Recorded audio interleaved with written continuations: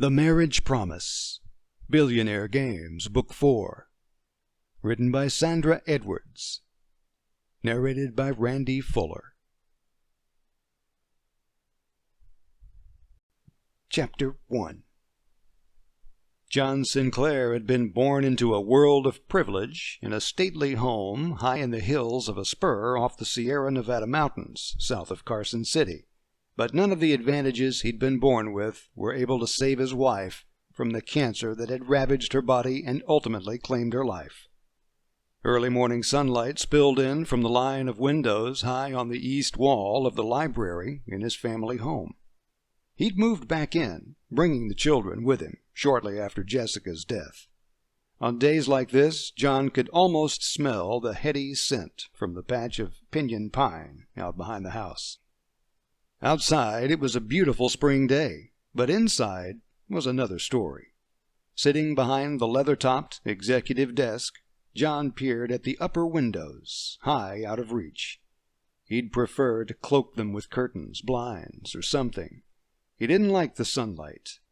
He didn't like it trying to brighten his day.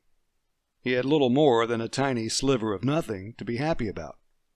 The girls, his and Jessica's girls, were healthy. That was about it.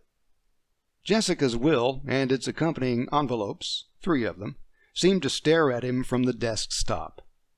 Jessica's instructions, her last wishes, and the letters, one for each of them, him and the girls, inscribed with their names.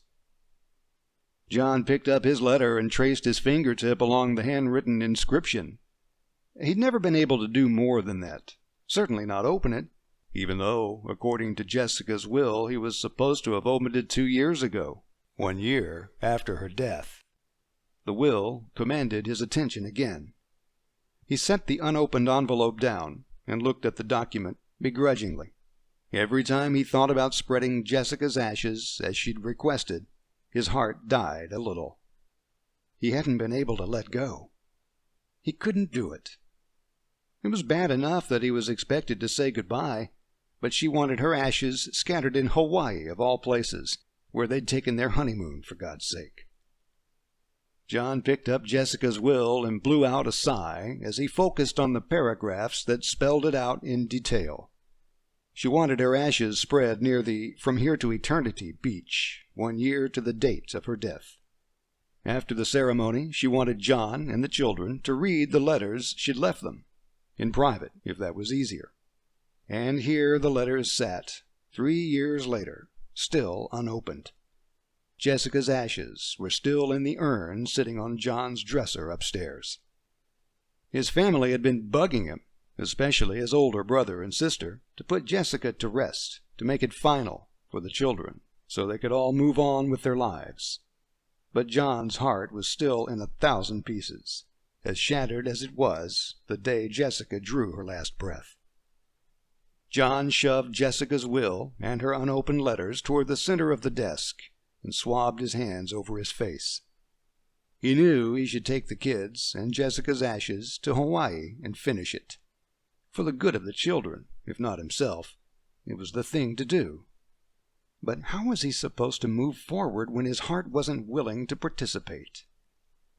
Jagged edges from his shattered heart stabbed at his insides. He almost felt relief when the door opened. Almost. He blew out a sigh as he peered up at his older brother. Ray could distract John if he wanted to.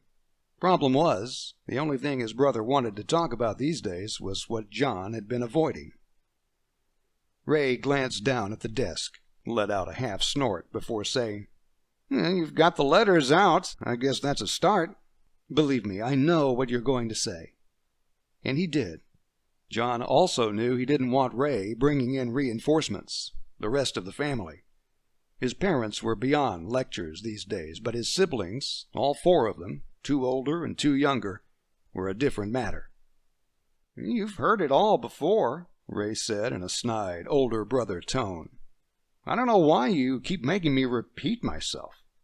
"Then stop. Go to Hawaii." A stretch of silence drifted between them before John said, "I am. I've booked a suite on Waikiki Beach. I'll be taking one of the jets." "When are you leaving?" Hope filled Ray's voice. "Tomorrow." "Good," Ray said, and glanced at John. "Does Laurie know?" John nodded.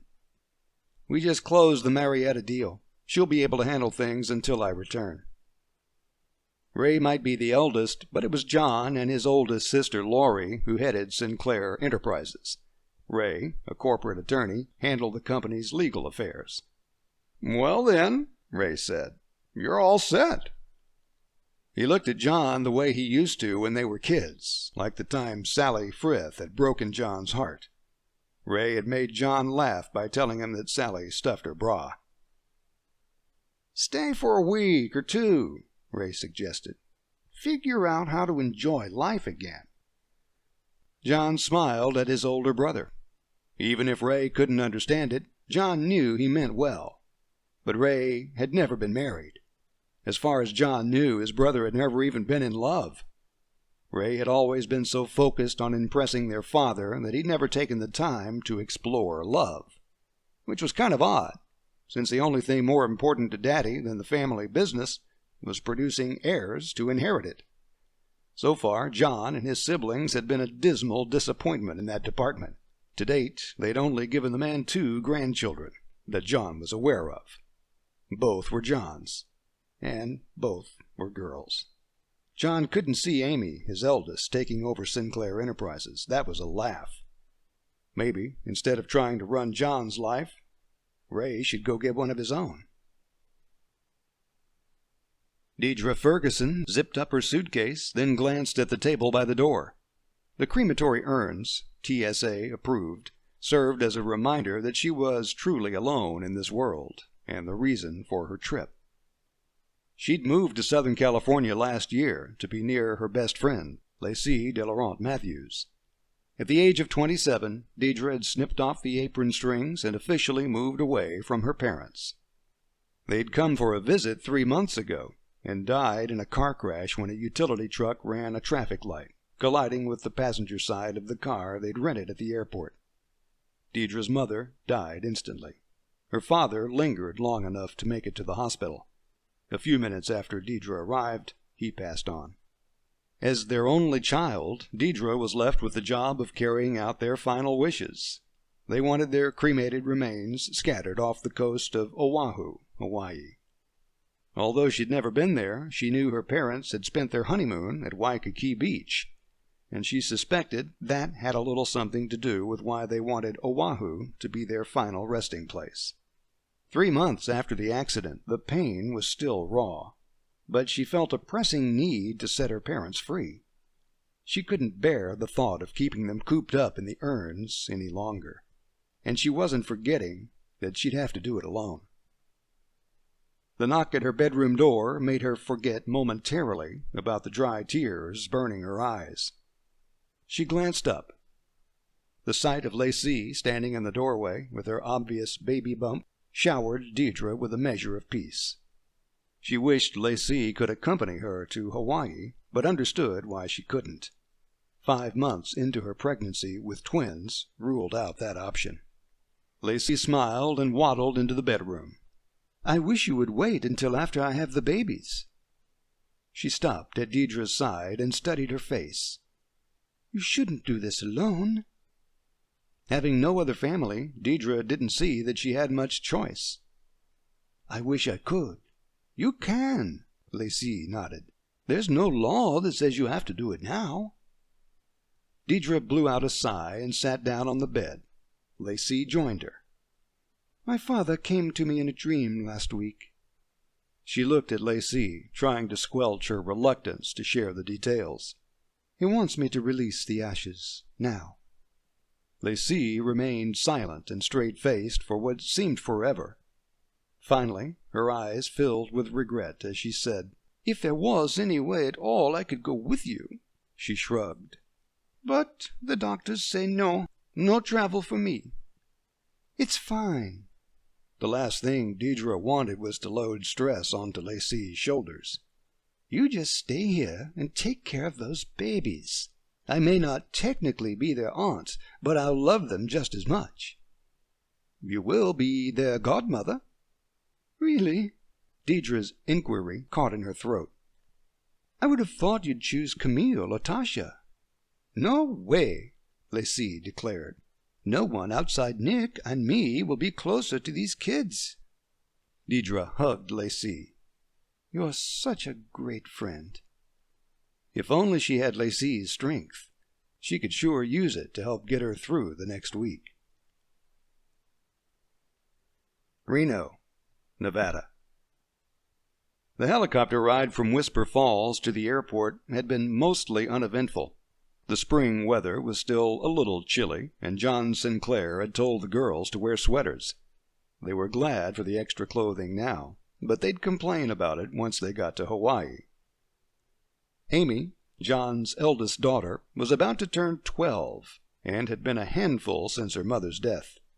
Emily, now 9, had been somewhat subdued, but John knew she longed for a mother figure in her life.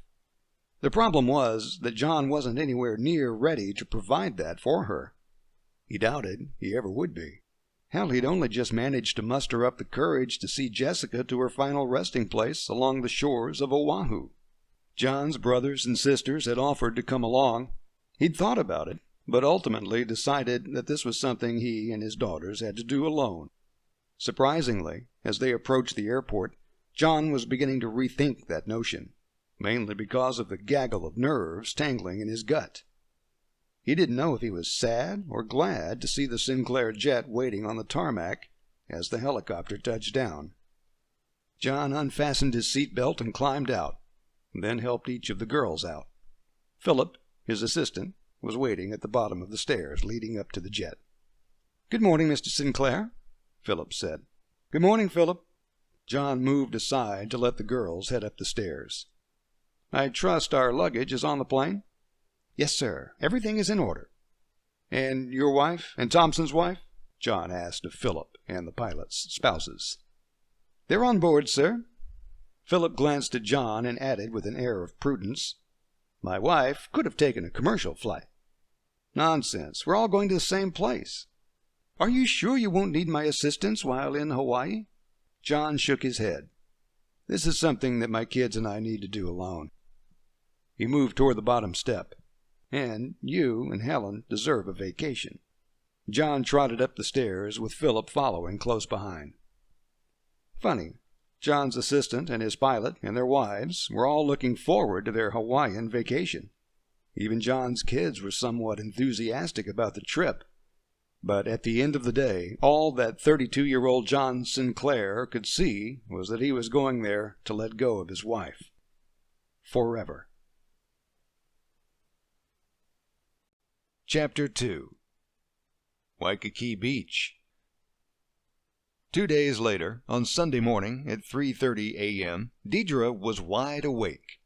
It was like jet lag on steroids. Around 5:30 she got up, took a shower, got dressed. By 6:45 she was twiddling her thumbs. When she'd checked into the embassy suites the day before, the girl at the registration desk had told her about the Shore Bird, a restaurant inside the Outrigger Reef across the street.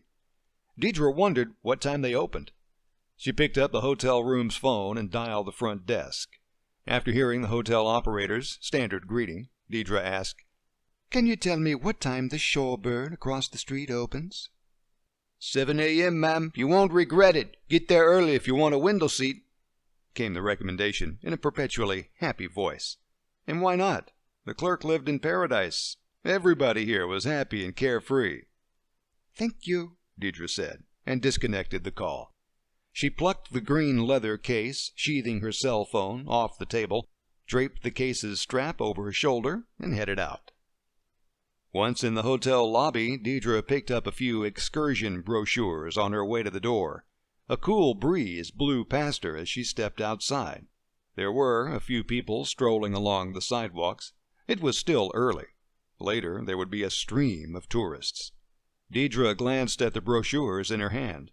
A dismal task had brought her to Hawaii, but she might as well find something about the trip to enjoy. Her parents would have wanted it that way. In fact, they'd insisted upon it.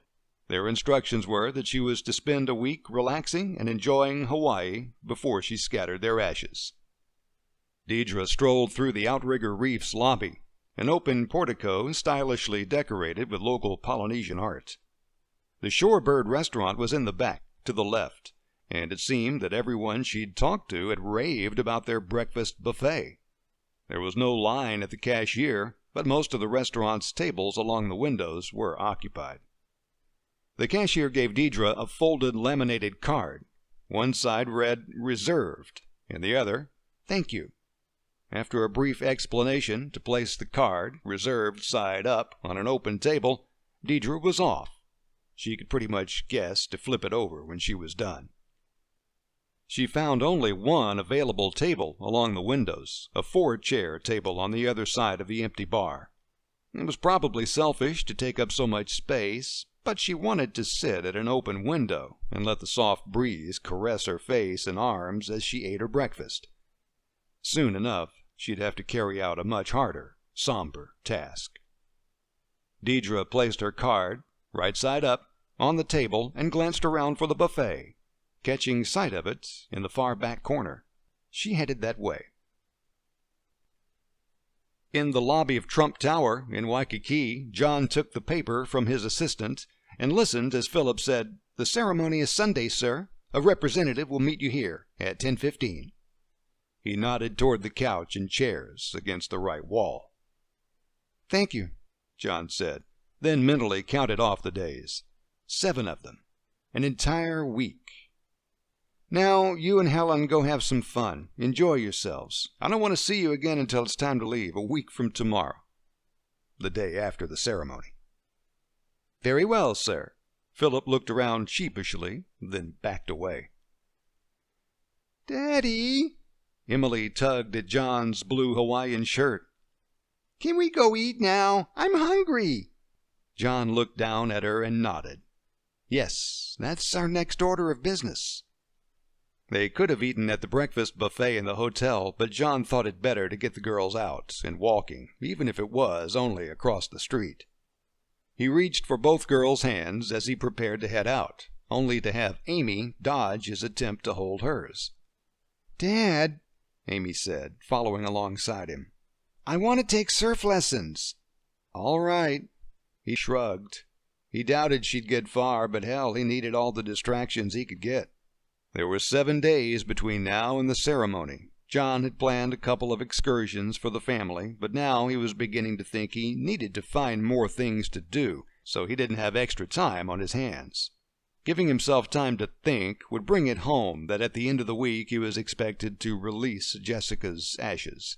The thing was, John saw it as a betrayal of sorts, because it felt like he was letting go of her. They crossed the street, and John hurried the girls through the outrigger to the Shorebird. When Emily was hungry, she tended to get testy. Best to remedy that immediately. While John paid one of the cashiers, the other gave Amy the reserved card. Amy passed it off to Emily with an eye roll.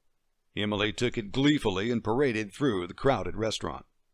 John finished with the cashier, and while stuffing his wallet into his pocket, he scanned the restaurant for the girls. Emily was standing at the head of the aisle between the window tables and the unoccupied bar. Amy had claimed a seat at the bar. "Dad," Emily said as he approached, "there aren't any tables." After a quick scan, John said, "Well, we'll just have to sit over there." He pointed toward the darkened interior of the restaurant, far, far away from the windows. That wouldn't please Emily. She let out a soft moan. "If 3 chairs are enough." A soft feminine voice came from behind them. "You're welcome to join me."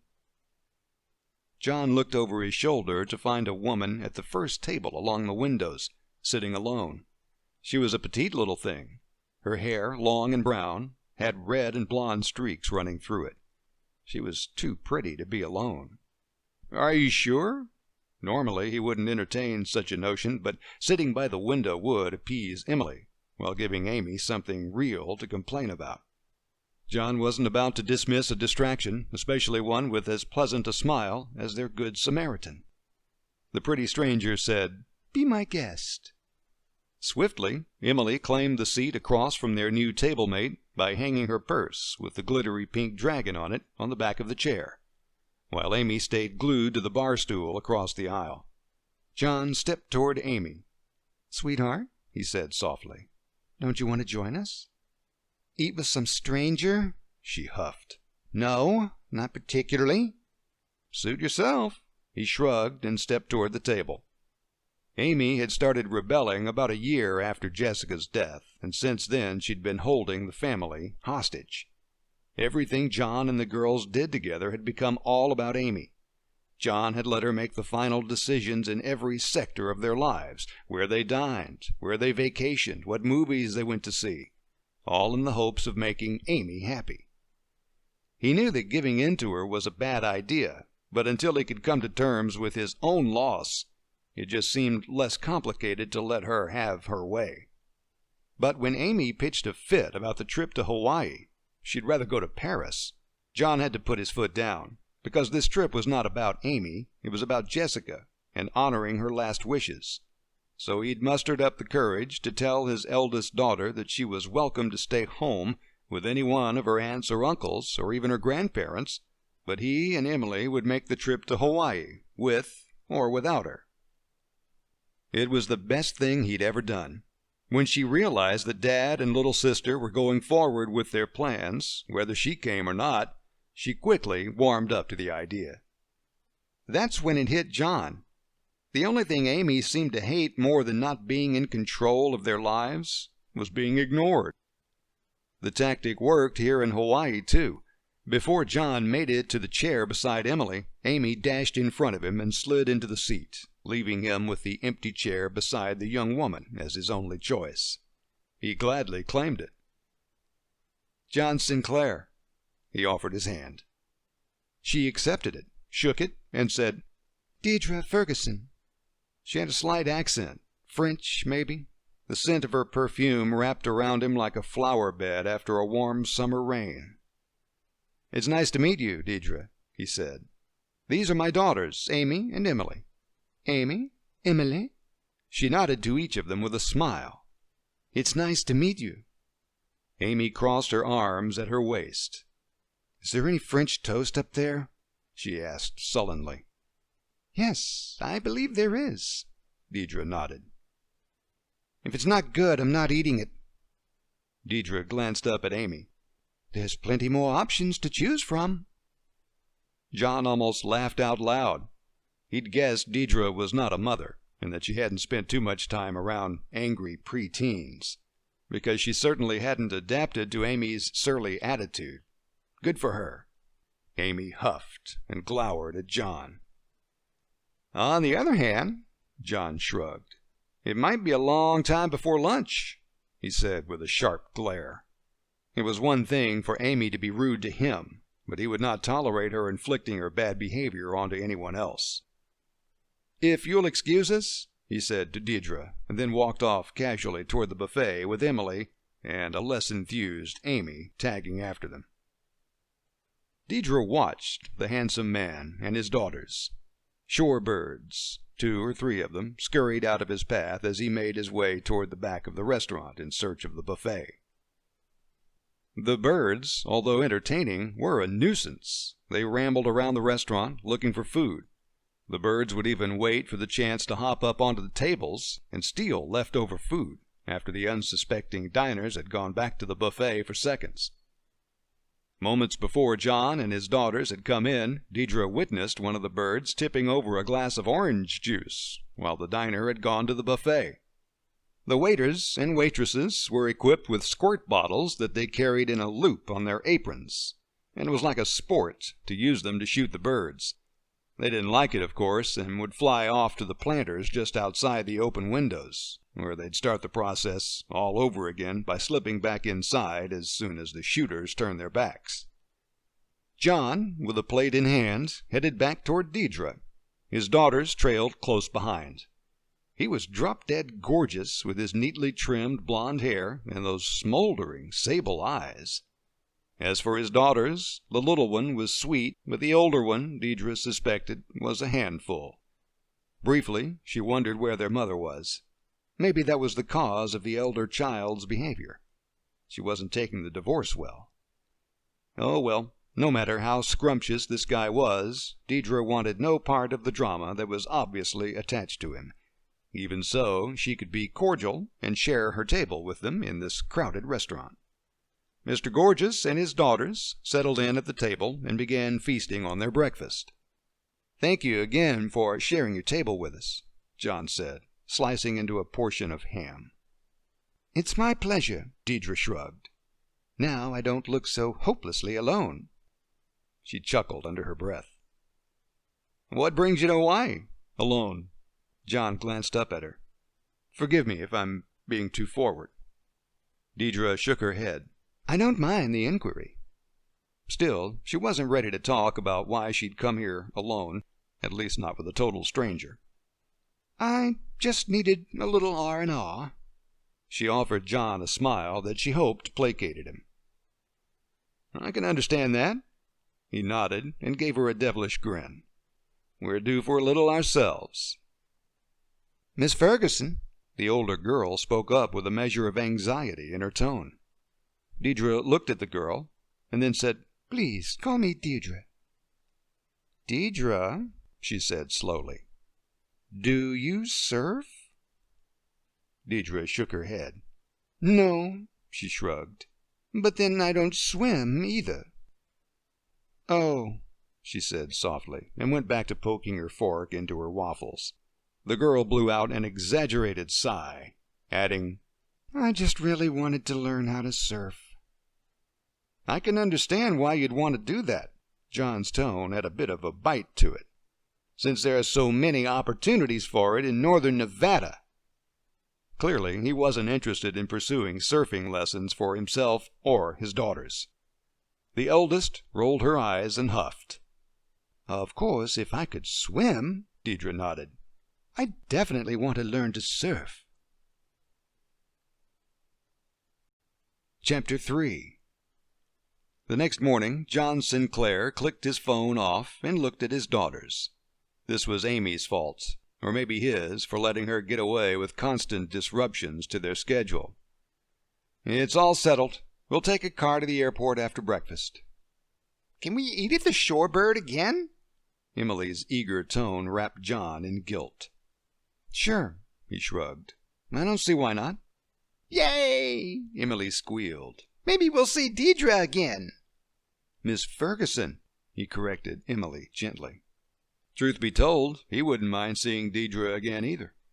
Instantly, John filled with shame. Hell, he'd come to Hawaii to bury his late wife at sea, and here he was hoping to run into another woman. He shook the idea of Deidre Ferguson out of his head and fixed his gaze on his eldest daughter, who, oddly, had no opinion on the subject. If she did, she was keeping it to herself. So unlike Amy. "There will be no opposition from you." He pointed a finger at Amy, wondering if, hoping, the gesture would produce the desired effect. "Your mother wanted us to have fun on this trip." He used the word fun loosely. "And we are going to do our best to do that for her." He nodded with certainty. "We are going to start by touring the island by helicopter." Amy rolled her eyes. "Don't forget about the luau." A smile tugged at the corners of her mouth. Could it be?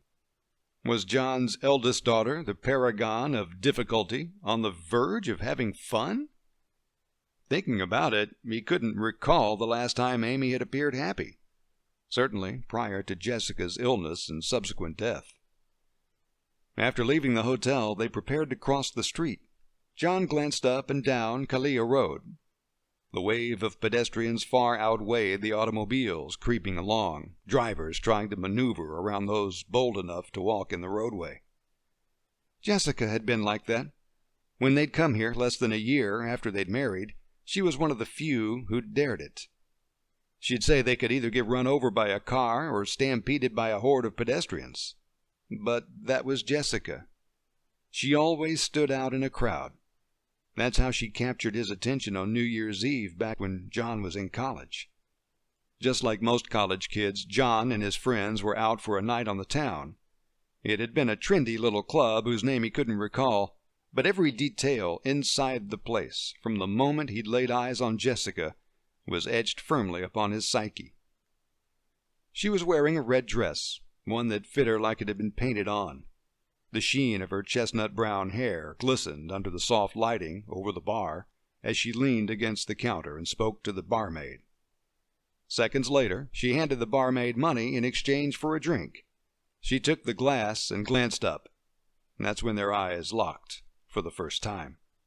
3 months later, they married, and now, 13 years later, John was alone, save their 2 daughters. Jessica had been gone 3 years, and he missed her. He missed her terribly. But more than that, he missed having someone in his life. As John and the girls hurried across the street toward the Shorebird, from out of nowhere, a thought of Deidre Ferguson flittered through his mind. The possibility of seeing her inside the restaurant filled him with hope. John wasn't sure how he felt about that. Strolling through the Outrigger Reef's portico, he couldn't stop the desire to see Deidre from mounting inside him, even though he knew this was the absolute worst time to be thinking about a woman who was not his wife. Still, his heart pounded against his chest. Butterflies swarmed in his guts, and he realized that his palms were sweaty, all at the prospect of seeing Deidre Ferguson again. As he paid the cashier, he scanned the restaurant. It was packed. Unfortunately, none of the patrons were Deidre. His hopes deflated, leaving him feeling flat and let down. Oh well, maybe it was for the best. He was here to carry out Jessica's last wishes, scattering her ashes. The task was not an ideal icebreaker, and he felt like a heel for thinking it. After braving the buffet line and returning to the table, John and the girls ate in silence until Emily spoke. I wish we could have seen Deidre again, she said, poking at her food. John cleared his throat. His natural instinct was that Amy and Emily should call her Ms. Ferguson, but since Deidre had urged the girls to call her by her first name, there wasn't much he could do about the formalities that had been drilled into him since childhood. His family was an old-fashioned one, with old-fashioned money, but John wasn't overlooking the fact that they were living in a newfangled world, one that was far, far different than the one he'd grown up in. You will at least address her as Miss Deidre. If Miss Ferguson wanted the girls to call her Deidre, then he would agree to a compromise, but it mattered little since they'd probably never see her again. Deidre left the Embassy Suites by the front entrance and headed across the street toward the Aloha Landing bus depot at the Sheraton Waikiki. She booked the helicopter tour. She had no idea that adding a shuttle ride to the airport meant she'd have to face the massive crowd she found herself amid now as she approached the depot. A swarm of tourists scurried about, trying to find a tour guide who could, hopefully, point them in the direction of the right bus. And speaking of buses, large ones, the kind that transport people across the country who couldn't afford to or for whatever reason chose not to fly, lined the driveway of the depot, filling it up. Deidre checked her watch. She was 15 minutes early. She cut through the maze of people and squeezed herself onto a bench along the far wall and waited. She wondered if the crowd would ever clear out, and how in the world was she supposed to know when her bus had arrived? What have you got planned for today? Asked the elderly lady at her side. Deidre turned to her.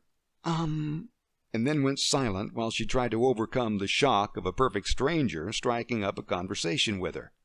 I'm going for a helicopter tour. Alone? The lady asked. Yes, Deidre nodded.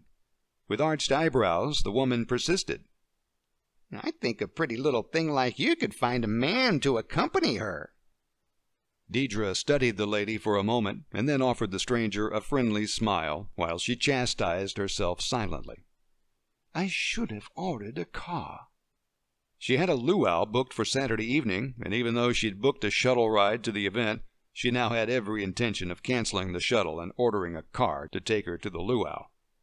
She didn't want to ride to the other side of the island on a bus full of strangers. It was nearly an hour's drive if the traffic cooperated, 45 minutes. That was long enough for some well-meaning meddler to have the entire bus feeling sorry for her. Deidre didn't need or want people feeling sorry for her. She was fine with being in Hawaii alone. Besides, this wasn't a vacation per se. She was here to fulfill her parents' last wishes, and part of that was to enjoy herself while she was here. John Sinclair and his children, who she'd met at the Shorebird yesterday, crossed her mind. She wouldn't mind seeing them again, even the older girl, though she seemed to be quite a handful. Deidre gave herself a mental smack. After all, he most certainly had a wife tucked away somewhere, working, perhaps. But wasn't it odd that he and the girls would come to Hawaii without her? Half an hour later, the bus Deidre had gotten on pulled up to the front door of the helicopter tour terminal. She wasn't sure why she'd chosen this particular company. It kind of spoke to her, she guessed. As she left the bus, a cool Hawaiian breeze blew past her. She covered the few steps from the bus to the entryway where a man was holding the door open for the bus's passengers. She gave him a polite smile as he stepped inside the terminal. Deidre scanned the interior. Office to the right, set of wall lockers just past it, a gift shop of mostly T-shirts behind that. On the other side, a large waiting area with a TV on the wall showing a video of the company's featured tour. Deidre sat down on the couch in front of the television and settled her attention on the screen. She could hardly wait to see the aerial view of the island in person. She just didn't want to answer more questions from prying strangers. And she didn't want to think about John Sinclair, a man she doubted she would ever see again. The limousine rolled to a stop next to the empty tour bus sitting at the entrance of the helicopter tour terminal. The driver hopped out and rushed to the rear, opening the door. John stepped out, then offered his hand to Emily first, then Amy. Memories flooded John's mind of when he and Jessica had taken the helicopter ride here just after they got married. They'd done the extreme ride, without the doors. John didn't think the girls, ages 12 and 9, were ready for that kind of adventure, though, so they'd be taking the standard doors-on flight. Amy would probably like the doors off, given half a chance. Jessica had been a daredevil, and it was starting to look like their eldest daughter might follow in her footsteps. John held the entry door open for the girls and felt a twinge of sadness that Jessica would never again cross a threshold outside his memories. Accepting Jessica's death, even though he'd known it was coming, had been incredibly hard. John didn't want to go through the agony of losing anyone ever again. Just inside the door, he scanned the building's interior. Sitting on the couch just a few feet in front of him was none other than Deidre Ferguson. In Deidre's peripheral vision, she could see more people coming in. She cut her eyes toward the door, seeing the girls she'd shared a breakfast table with yesterday. Their father was close behind, and when he saw Deidre, a gentle smile creased his handsome, clean-shaven face. He wore a pair of blue jeans and a blue Hawaiian shirt that complemented his blonde hair. John Sinclair was tall and solid, the kind of man you knew could take care of himself and those around him. "Miss Ferguson," he said, strolling toward her with an easy grace. "What a pleasant surprise."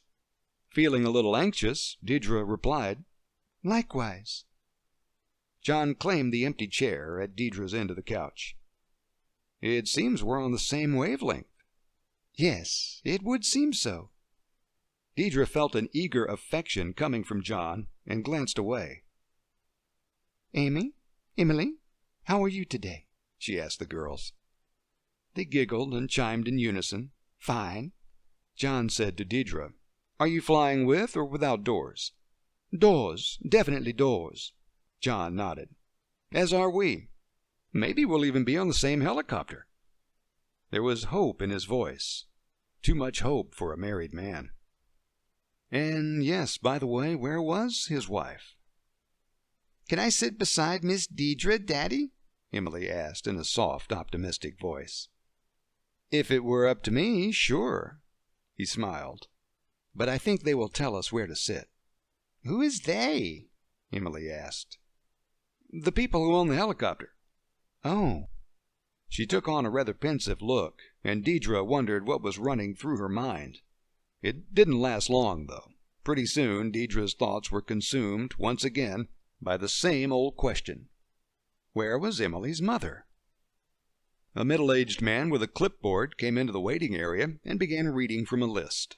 John, Amy, and Emily. He muttered out 2 other names, but Deidre didn't catch them. She was too busy watching John and his daughters pass through a set of double sliding doors to another waiting area outside and a black helicopter beyond. "Deidre," the guy said to her. Yes? She looked up at him. "Ready?" he asked. She felt for her purse, then remembered she'd stuck it inside one of their lockers for safekeeping, as passengers weren't allowed anything but cameras on the flight. Deidre pushed herself up and followed the flight coordinator toward the sliding glass doors that instantly swished open. A warm wind, fueled by the black tarmac, whipped past Deidre. Emily squealed when she saw her. "Look, Daddy," she said. "Miss Deidre's coming with us." "Yes, she is," he said to Emily, then glanced up at Deidre and mouthed the words, "I'm sorry." "It's okay." Deidre shook her head. "I'm just as happy to see Emily." She glanced at Amy, who seemed to be caught on Deidre's every word. "And Amy?" After that, it just seemed wrong to leave John out. "And you?" While Deidre and the Sinclair bunch chatted, the flight coordinator was busy assigning numbers, giving positions 1 and 2 to the people whose names Deidre hadn't caught. "John," the coordinator said, grabbing Deidre's full attention, "you will be number 3. Amy, number 4. Emily, number 5. And Deidre, you will be number 6. "Does this mean I get to sit next to you, Miss Deidre?"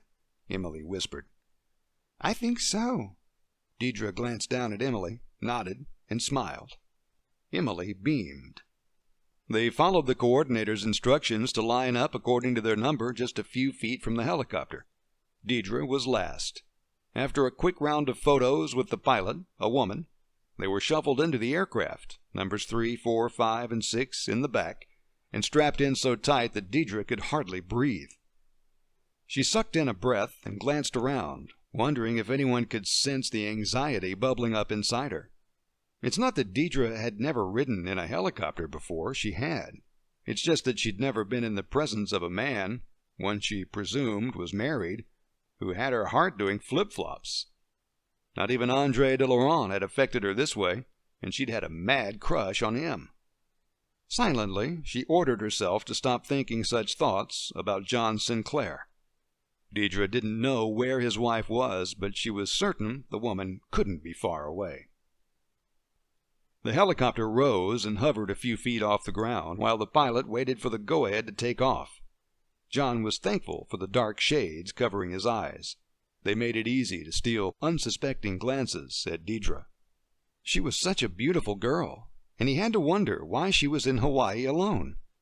The idea that she had no one special in her life saddened and elated him all at the same time. The helicopter began to rise until John had a bird's-eye view of the airport. Off in the distance, he could see the mountains to his left, Waikiki Beach up front, and Diamond Head just beyond that. The watercolor varied from a bright blue to a jeweled green. He never tired of this breathtaking view. John glanced at Amy, then Emily, to satisfy himself they were okay. A helicopter ride could be thrilling or terrifying depending upon a person's perspective. As far as he could see, both girls were enjoying it. He couldn't see Deidre's face, as her head was turned toward her window. She gave the appearance of a worldly woman, smartly dressed in designer clothes, nails perfectly manicured, and simple jewels that weren't overstated, but clearly of high quality. She wasn't tall, maybe 5'3" or so. She couldn't weigh much more than 100 pounds soaking wet, but she had curves in all the right places. John gave himself a mental kick, but it did little to shake his fascination with Deidre. He forced his gaze outside his window as the helicopter approached Diamond Head. The pilot was chattering about this and that, mostly the history of the island and a few current facts about the present status of Oahu. All of it he'd heard before, but wasn't really paying attention at the moment, and if asked, wouldn't be able to repeat a single word the woman said. He was otherwise engaged with more appealing thoughts, namely ones that included Deidre Ferguson. as he scanned the island from the bird's-eye view. The pilot took them out over the brilliant blue waters off the windward side, and then back up toward the mountainous spines of the shield volcanoes that formed the mountain chain that ran along the eastern side of the island. The helicopter climbed high in the air to fly along the peaks of the rippling rock faces, near vertical ridges and steep cliffs of the lush green mountains. It was a beautiful sight, but John could see how it might be a little scary for the girls. He looked at Amy, who seemed to be okay, then at Emily, who at that very moment reached for Deidre's hand. John watched eagerly to see what Deidre would do. To his surprise, she laced her fingers around Emily's and gave her a nod and a comforting smile. She didn't let go. Deidre continued to hold Emily's hand, just like her own mother would have done. John sucked in a breath. Was it right of him to compare a woman he'd met yesterday to his daughter's mother? He shook his head gently. That wasn't what he was doing, was it? No. What Deidre did, what their mother would have done, was simply something that any decent woman would do, and if he was going to subject his children to another woman, better it was one who had a nurturing quality. Did that mean John was beginning to look at another woman to take the place of their mother? A dark, disturbing feeling washed over him. Of course he wasn't trying to replace Jessica, but he was beginning to realize that both girls needed a mother figure in their life. The bigger question was John Sinclair ready to be a husband again? After returning to the hangar, the first thing Deidre did was head for the restroom. When she came out of the stall, Amy was just finishing up at the sink. With a smile, Deidre asked, "Did you enjoy the ride? I loved it." She stepped up to a sink next to Amy and began washing her hands. Amy nodded and moved to the air dryer, sticking her hands inside. It's amazing how different the island looks from a helicopter. An incredibly beautiful, if not surprising, perspective. It was good to see Amy excited about something instead of the pouty girl she'd met yesterday. I didn't see you and your family on the shuttle this morning. Are you taking it back to Waikiki? Deidre shook her hands over the sink, then reached for a couple of paper towels. Amy shook her head. No, my dad has a car waiting for us. Deidre let out a muffled laugh.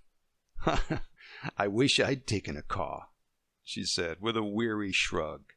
You're in Waikiki, right? Deidre nodded. The Embassy Suites. She'd chosen the hotel because her parents were partial to it.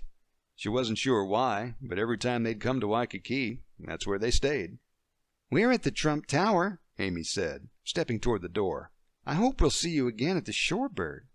She smiled, then left the restroom. It's probably just as well if they didn't, Deidre thought. John Sinclair's eldest daughter exited the restroom and headed his way. Dad, she said, sitting in the chair at his side. Deidre came on the shuttle, and I don't think she liked it very much. She paused and batted her eyes at John. She wanted something. Now that was a change. Amy hadn't wanted anything except to be a pain since her mother's death. He liked this new Amy, soft, gentle, and agreeable. Amy asked, "Can we give her a ride?" The idea seeded excitement in John, and it was quickly followed by guilt. What kind of man tries to pick up a woman while he's preparing to scatter his wife's ashes? But it has been 3 years, entered his thoughts. It wouldn't hurt to be friendly and offer her a ride. She had, after all, been a source of strength to Emily when she'd gotten a little frightened on the helicopter ride. No, offering Deidre a ride was the gentlemanly thing to do. He glanced up to see Deidre strolling toward them. John sucked in a breath and tried to calm the exhilaration bouncing around in his heart. He stood when she was no more than a few feet away. "Miss Ferguson, did you enjoy the helicopter tour?" "Yes, I did." She claimed a seat next to Emily on the small sofa. John returned to his chair, kitty-corner from Deidre. She said, "But please, call me Deidre." Her smile made him melt. Deidre it is, but he doubted he'd hold to it. Something inside him, perhaps his guilt, was keeping him from letting it get that personal. It brought his desire for her too close to the surface. It certainly puts a new perspective on things, seeing it from a helicopter. Deidre glanced at Amy and winked. The mountains were a little scary, but cool. Emily giggled. At least she'd conquered her fear. And John wasn't forgetting that Deidre had had a lot to do with that. Daddy, Amy whispered and gave him an elbow nudge. John glanced at Amy and nodded, then settled his sights back on Deidre again. Miss... He stopped himself, although a bit late, smiled apologetically, then added, Deidre, we'd like to offer you a ride back to Waikiki. Deidre's eyes brightened. Then the light died out. I wouldn't want to impose on you and your family. Believe me, it's no imposition at all. Well, if you are sure I won't be intruding. Deidre hesitated, but her voice held the slightest bit of hope. Apparently Amy was right. We'd love to have you join us. All right, then. She blew out a sigh, and her shoulders seemed to relax. I'd love a ride back to Waikiki. John leaned back into his chair. Whether it was appropriate or not, he was glad she was riding back with them. On the way back to Waikiki, they chatted about nothing too personal, but all the while, John wanted to ask her why she was in Hawaii alone. He just couldn't muster the courage to pry. It wasn't polite. Approaching Fort DeRussy Park, John said, We're at Trump Tower. Where are you? Embassy Suites, she said. Drop Miss Ferguson at the Embassy Suites first, he said to the driver. Traveling down Kalakaua Avenue, the driver bypassed Saratoga for the Trump entrance and swung a right onto the beach walk and rolled to a stop at the Embassy Suites valet. When Deidre got out of the car, John watched her stroll up to the door and disappear inside, while wondering how he was going to orchestrate another chance meeting. Inside her suite, Deidre pulled the strap of her phone case over her head and was about to drop it onto the couch when her phone chimed. Carrying it into the bedroom, she opened it up to look at the display. Lacey. Deidre smiled and accepted the call. Hi, she greeted Lacey with a jubilant voice.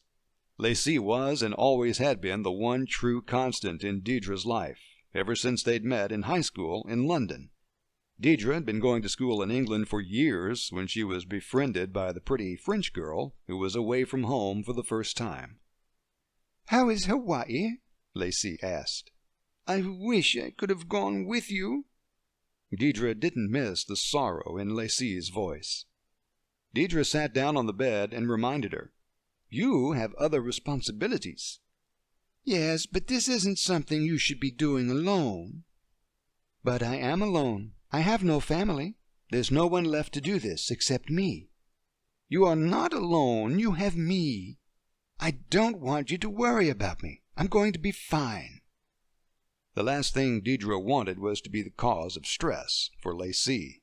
She had the twins to think about, after all. As it turns out, Deidre said, I'm not all that alone. There are tons of tourists here, and I keep running into one in particular. Well, him and his daughters. Do tell, Lacey giggled. You said daughters. Is he divorced? I don't know. I didn't ask. Is he cute? Very. You need to invite them to dinner or something. I need to know where his wife is before I do something like that. Well, Lacey paused. Deidre imagined a shrug accompanying her silence. Just ask. Oh, sure, just ask. How awkward would that be?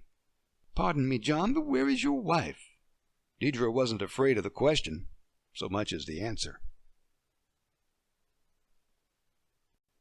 Chapter 4. Mid-morning on Tuesday, Deidre decided to hit the beach across the street from her hotel. It wasn't the center point of Waikiki Beach, and therefore didn't get quite as crowded, which suited her just fine. After putting on her swimsuit, Deidre wrapped a blue and yellow sarong around her waist. She slid her feet into her pale blue leather sandals, grabbed her beach bag, and headed out. Outside, she cut through the outrigger reef and headed back toward the shorebird. Instead of going into the restaurant, she paused at the steps leading down to the sand. She glanced up and down the beach. As she'd hoped, it wasn't crowded. "Care for an umbrella and a chair?" the beachside attendant asked. "Sure," she decided, reaching for the wallet-like phone case inside her beach bag. It was a nifty little gadget made specifically for her cell phone with slots for an ID and a couple of credit cards. It came with a shoulder strap that made it useful when she didn't want to carry a purse or a bag. "How much?" "For a pretty lady such as yourself." He paused. Deidre glanced up at him. He had a beaming smile that she figured was probably just a ploy to sell umbrella rentals. He shrugged. $35 for the day." "Sold," she said, pulling out a couple of 20s she'd stuffed behind her ID. Mr. Personality set up the umbrella with 2 chairs next to a couple Deidre figured for their mid-50s. Once he was done, she slipped him a couple of bucks for his trouble. He smiled, thanked her, and stuffed the money inside his pocket as he backed away. Almost immediately, he began setting up another 2-chair umbrella not more than a foot to her right. She sat down on her beach chair and waited for him to finish. When he did, she said, "Pardon me." She waited until he looked at her, then asked, "May I rent that one as well?" "Suit yourself." She fished more money out of her wallet and handed it to him. "Keep the change." "Aloha," he said with a smile. She probably came off as eccentric, but Deidre intended to isolate herself as much as possible. The couple to her left seemed to be interested in quiet solitude, just like her. Deidre might not be so lucky with her future neighbors to her right, though. The last thing she wanted was some lonely tourist sitting beside her all day, asking questions she'd rather not hear. She rummaged through her bag and came out with her iPod and earbuds. She tuned in to the book she'd been listening to, stuffed the bag behind her head, and settled in for some relaxation. "But, Dad," Amy walked backward as she, John, and Emily headed for the beach by strolling along the sidewalk between Fort DeRussy Park and the Waikiki Shore Hotel. "I want to ride a water trike." "I'm sorry, Amy, some other time." He readjusted the beach bag on his shoulder. They'd picked it up from the concierge desk at the hotel. Fresh beach towels, chilled water bottles, sunscreen, and fruit. A complimentary and convenient service from Trump. "Dad," Amy whined, "I can hardly leave your sister alone on the beach." "I can ride the trike by myself." "No, you can't," he said firmly. "I can ride it just as easily as I can ride a bicycle." John stopped, sucked in a breath, then said, "Okay, let me rephrase it." He glared at Amy, hoping it would do some good. "You are not going to ride the trike by yourself." "Look!" Emily squealed and pointed up ahead of them. "It's Miss Deidre." "Good, maybe she'll ride the trike with me," Amy stated. "As I recall, Deidre said she can't swim." John tried to subdue the smile he felt tipping the corners of his mouth over the thought of seeing Deidre again. Amy might mistake his sudden joy as being overtly happy that she wasn't going to get to ride the water trike. "Miss Deidre!" Emily stopped at her side. Deidre turned her head toward them, but John couldn't judge her reaction behind her sunglasses. If her eyes lit up, he couldn't see it. She did smile brightly, saying, "Well, hello there, Emily. What brings you down to the beach today?" "We're not following you, really." John laughed at himself. "It does appear that we're on the same wavelength, though." "Great minds." Deidre's words trailed off. On the other side of Deidre, to John's surprise, Philip stood up. John dipped his head a little and saw Helen lying on the far chair beneath their umbrella. "Philip, I trust you and Helen are enjoying your vacation?" "Yes, Mr. Sinclair, we are, very much." "You two know each other?" Deidre asked. "Yes," John nodded. "Philip is my assistant. Philip, this is Miss Deidre Ferguson. The girls and I have had the pleasure of running into her a couple of times since we arrived." Philip returned to his chair, glanced at Deidre, and smiled. "It's a pleasure to meet you, Miss Ferguson. This is my wife, Helen." After the introductions died down, Deidre looked back up at John. "This umbrella is mine as well." She nodded toward the empty one to her right. "Be my guests." Daddy, you go sit with Deidre. Emily and I will take this umbrella, Amy said, claiming the far chair. John looked at Deidre. I don't want to impose. But deep in his gut, he wanted to sit with her, talk to her, get to know her. It's no imposition, really. Deidre shook her head. Well, if you're sure. John waited a second or two, long enough for Deidre to give him a second nod before he went to claim the empty chair between her and Philip. He glanced at Philip as he sat down. You look a little peaked, Philip. Just a little tired. Helen and I went to a luau last night. I guess I overtaxed myself. Well, lucky then that you can rest up today. John glanced out at the gentle waves before them. And what better place to do that than here? Dad? Amy's voice boomed over the space between them. I want to ride a water trike. We've been through this, Amy. John tried to curtail his frustration in front of Deidre. We can't leave Emily on the beach unattended. Unattended? Amy screeched. She's got all kinds of people around her. Deidre spoke up. If you and Amy want to take a ride on the water trike, Emily is welcome to stay here with me. And we're here as well, Philip said. Between the three of us, Emily will have plenty of company. All right, all right. But truth be told, John would much rather sit and chat with Deidre. Although he could thank Deidre for attending Emily by inviting her to lunch. He glanced at Deidre. Are you sure you don't mind? It will be my pleasure. Emily and I might amuse ourselves by building a sandcastle, she said in a casual, light-hearted way. That's very ambitious. John chuckled and got up. I didn't say it was going to look good, though. There was something warm and enchanting in Deidre's smile. I'm sure it'll be the nicest sandcastle that I've ever seen. John lingered for a second or two to admire Deidre's beauty, then turned and headed for the attendant. After John and Amy headed out on their bright green water trike, Deidre and Emily went inside the shop on the boardwalk under the Waikiki Shore Hotel, where they acquired a set of beach toys to aid them in sculpting their sandcastle. Once they had built 4 semi-crude turrets, Emily began construction of the moat. I know. Emily held up the pail. When we're done, we can use this to put water in the moat.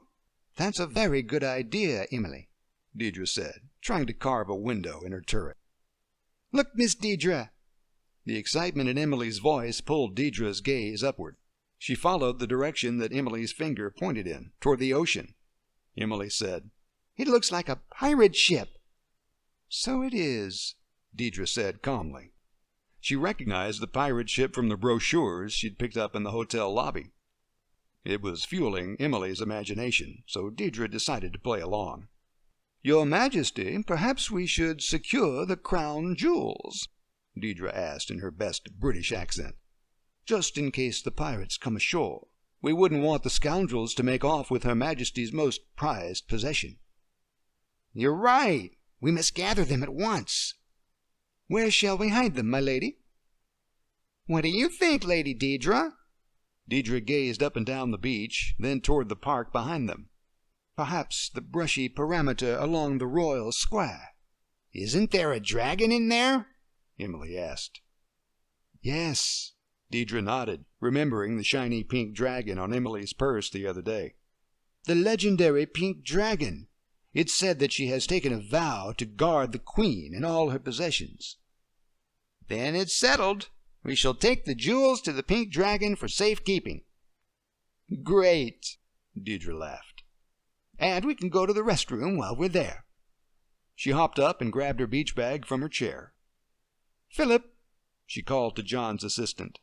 When he glanced over his shoulder, she said, Emily and I are going to the restroom. We'll be right back. Philip waved. Deidre and Emily took off toward the park. Did you bring the jewels, Lady Deidre? Emily asked. Yes, my lady. She lifted the beach bag, then pointed toward the public restroom. I understand the pink dragon lives behind the abandoned cottage ahead. Emily ran to the side of the facility. There's lots of brush here for the pink dragon to hide our jewels. So there is, so there is. Deidre smiled and laid her hand on Emily's shoulder. Let's go inside the cottage. We'll place the jewels on the dragon's pedestal. She will rescue them from there. And they'll be safe from the pirates. Emily chuckled as they ventured through the door, marked with the stenciled word, Women. Emily said, Miss Deidre, you're fun. After John and Amy returned from their trike ride, John went to Deirdre's umbrella and settled into the chair near Philip. Amy was a little more pleasant now that she'd gotten her way about the water trike.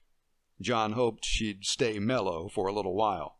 He'd like the chance to chat with Deidre, to find out more about her. Well, Amy, Deidre's voice drew John's attention. She was standing in the space between the two umbrellas she'd rented and looking at Amy in the far chair of the second umbrella. How was that water trike? It was awesome, Amy said. Thanks for hanging out with Emily so I could go. It was my pleasure. Deidre touched Emily's shoulder. We had our own adventure, didn't we? Emily nodded, then looked at John. Daddy, Miss Deidre and I saved the kingdom from pirates. John didn't know what to say, except that he felt indebted to Deidre for filling his youngest with such joy and inducing his eldest to offer up a simple thank you, something Amy hadn't thought to do in a very long time. Perhaps we could buy you lunch as a reward, Deidre. I would be delighted, she said, and sat down in the chair next to him. She looked at John and offered a smile, but there was something distant and far away in her countenance. Something he couldn't quite put his finger on, but it resided somewhere in the neighborhood of sadness. Wonderful, he said. A part of him wanted to tell her why he was here, about Jessica, but he feared she might use it as an excuse to retreat, not wanting to impose on Jessica's memorial. And God help him, the last thing he wanted was Deidre disappearing from his life so soon. Thank you again for entertaining my daughter. It's good to see her smile. John had to fight the overwhelming need to be close to Deidre. As much as he wanted to touch her, to hold her hand, it wasn't appropriate. Not when he was about to scatter his wife's ashes. A little voice inside his head said softly, But it has been 3 years. It was my pleasure. Deidre's voice broke into his thoughts. Emily's such a sweet, sweet girl. Her words trailed off. John got the feeling she wanted to say more, but she didn't. I hope we're not taking up too much of your time. John looked back at her, wanting to see behind her shades. You'll tell us if we're imposing, won't you? We don't want to ruin your vacation. No, she said with a sheepish grin. Meeting you and Amy and Emily are the best things about this trip. And there it was again, that sadness in her smile, trying desperately to escape. We're in complete agreement. As he said it, John tried to contain the glee swelling inside his heart. Deidre leaned up and glanced around John toward Philip and Helen. She looked back at John. Are you sure he's okay? She asked. He looks a little flushed. John looked at Philip. Deidre was right. He did look worn out, maybe even worse than when John had first come up. Are you sure you're feeling okay? He asked Philip. Truth be told, Philip said, I'm just not myself today. He paused for a few seconds, then pushed himself to sit up. You know, I think I might like to go back to the room and rest for a while. Helen began gathering their things and shoving them into the beach bag they'd gotten from the concierge at the hotel. You'll let me know if you need anything, John said, and it wasn't a question. Yes, thank you, Mr. Sinclair, Philip mumbled as Helen led him away. John turned back to Deidre. He didn't look good at all, did he? No, he didn't. I think a rest will do him good. As do I. John glanced out at the tranquility of the ocean, then looked back at Deidre and said in a much more jovial tone, So, what would you like to have for lunch? At the Waiolu Ocean View Lounge, Deidre and John sat across from each other with the girls at their sides at a 4-person table. The centerpiece, flowers, was low, and Deidre was thankful for that, so she had an unobstructed view of his handsome features, mostly notable by his sable eyes and alluring smile. His blond hair was short, like that of a businessman. Even though he'd been dressed in Hawaiian casual attire, every time she'd seen him, she got the feeling that John was used to wearing suits, most likely silk. Deidre was beginning to forget about the prospects of where was his wife in favor of maybe he's divorced. John looked at her. Do you live in Europe or the States? She waited to answer until she'd completely chewed and swallowed the bite of chicken in her mouth. The States, she said, reaching for her water. California. She took a sip and set the glass back on the table. His face brightened. We live in northern Nevada, along the California border. Tahoe area? She asked. That wasn't too far away, especially by airplane. Yes, a little south of there. John's phone jingled. He glanced at the display and said, as he stood, Excuse me for a moment. I need to take this. As John stepped away from them, Deidre looked at Emily, then Amy. How are you girls liking Hawaii? Is it your first time? Both girls nodded enthusiastically. Mine too. Deidre had to wonder why her parents had never brought her here, since it was so important to them, important enough that they wanted their ashes scattered here. We're lucky we all decided to come at the same time, Emily said. Yeah, Amy agreed. Or we wouldn't have met you. True. Deidre smiled, in spite of the fact that, up until now, she hadn't thought there was anything lucky about this trip. But she was starting to feel that way. She was starting to realize she was going to miss John and the girls when they all went home.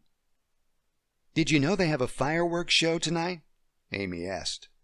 I had heard something about that, Deidre replied. It's going to be so cool, Emily squealed. Yes, it is. Deidre nodded.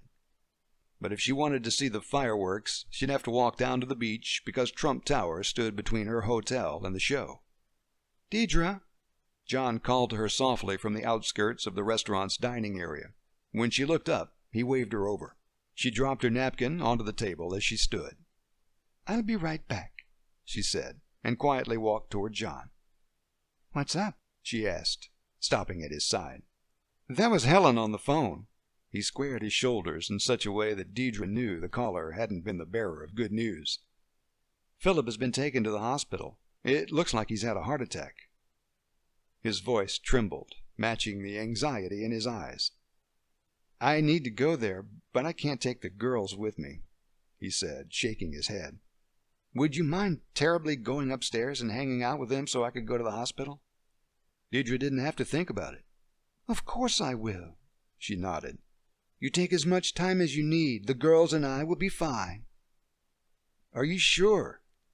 Positive. Go. She grazed his arm with a gentle caress. Touching him felt good. Find out what's going on. Helen will probably need your support. Thank you. He blew the words out in a sigh, and it seemed to release a bit of the tension that had stiffened his shoulders. We'll tell the girls you're going to hang out with them for a while, but I don't want them to know about Philip just yet. Whatever you think is best, Deidre said. Deidre followed John back to the table, where he said, I'm sorry, girls, but I have some business to attend to. Their mounting protests quickly began to show on the new frowns tipping down the corners of their mouths. John glanced at Deidre, and his own expression of guilt melted into a smile. Deidre here, he said, and looked back at the girls, has agreed to hang out with you in our suite until I get back. Really? Emily's frustration gave way first, and then Amy's quickly followed. That's so awesome, Amy chimed in. Can we go back down to the beach? John cleared his throat, and Deidre knew he was about to cough up an objection. She saved him the hassle by saying, Well, that's probably not a good idea, since I can't swim. She shrugged and offered Amy an apologetic smile.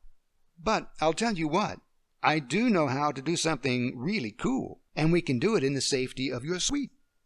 Both girls were quick to agree, and Deidre breathed a sigh of relief. John signed the lunch bill, and as they left the restaurant heading toward the elevators, he whispered to Deidre, What exactly is it that you're going to do with them? Deidre looked up at John and bit back the urge to giggle. Origami flowers. He paused for a moment, then said, Oh,